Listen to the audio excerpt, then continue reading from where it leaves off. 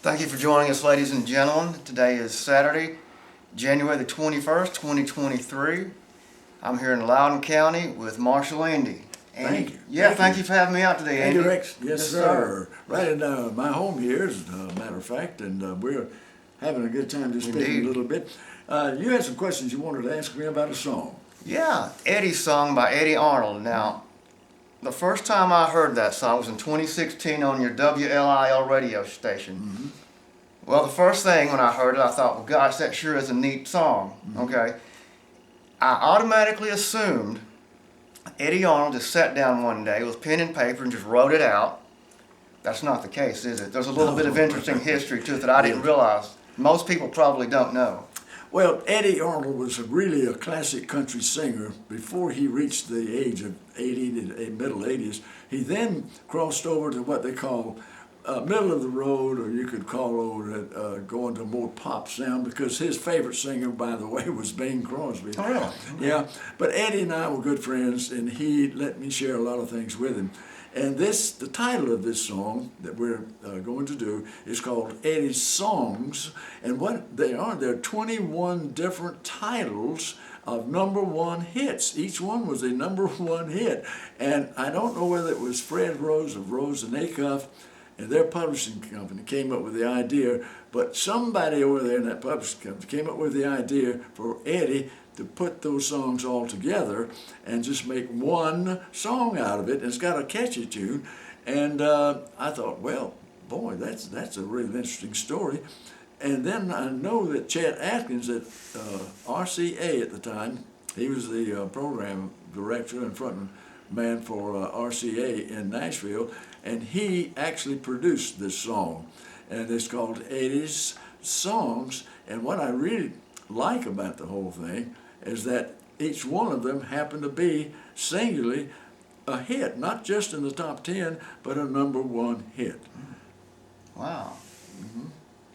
Every one of them was a number one hit. Every one. There every was time. 21. 21 of them. Now, Eddie had 36 number one songs in his lifetime. Okay.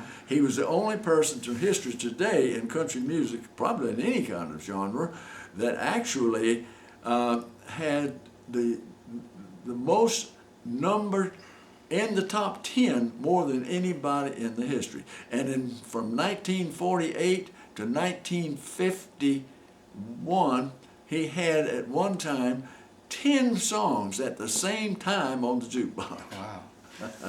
This Eddie song, is this his only song that borders on country swing a little bit, or is it?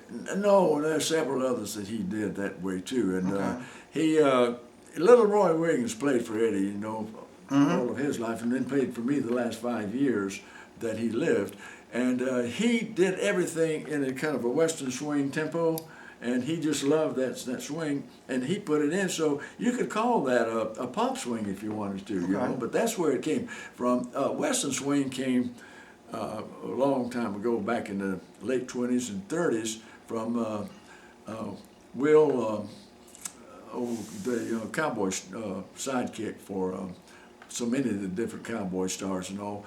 But he started this, also played fiddle, but he started this whole thing, and figured that he could hit and do those lulls and all in the fiddle the same way that people did with saxophones and clarinets. And he just figured that he would put that in, and that started the western swing. And now, I guess the only ones around today that even has that sound, of course, would be George Strait. He has it, but a guy came along by the name of Hank Thompson with a western and a country band, and he had it and played it all of his time. And then a lot of the other people picked up on it, but they're the ones that are really known for it the most.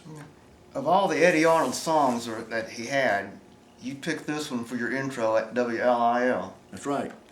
The reason I did it had a good, catchy, upbeat. I like to start out my shows with an upbeat number, and that had that number. Plus, Eddie gave it to me himself, and that made me want to find a reason to play it right away. Yes. By the way, that was Bob Wills that created the Western swing with his fiddle. Wow. Interesting. I didn't know all that. I Well, guess most people don't. Well, I've just been around it's not that I'm any smarter than anybody, but I've been here a little longer than most people. And I played with so many of the greats and got to know them, got interested in their careers and so forth. And I've always been interested from the Strand and the Palace Theaters in my hometown and where I grew up. We went, my brother and I, every Saturday morning, and that's where Riders of the Silver Screen came from, my idea to do that show. And here it followed me all of my life, and here I am, you know, showing those Western movies on television on PBS every Saturday morning. So I got to know a lot of the musicians, and I got interested in all of their stories. Stay at that theater all day long, didn't you? All day long for 9 cents. And tried to pretend you were younger when you were getting older. Yeah, but you know, I have people calling me right now that makes me feel real good. Some of them actually getting teary-eyed. That they were a little boy, and one man who lives in Bulls Gap, Tennessee, came here from Indiana. And he said he saw my show, and he called, and he was in tears.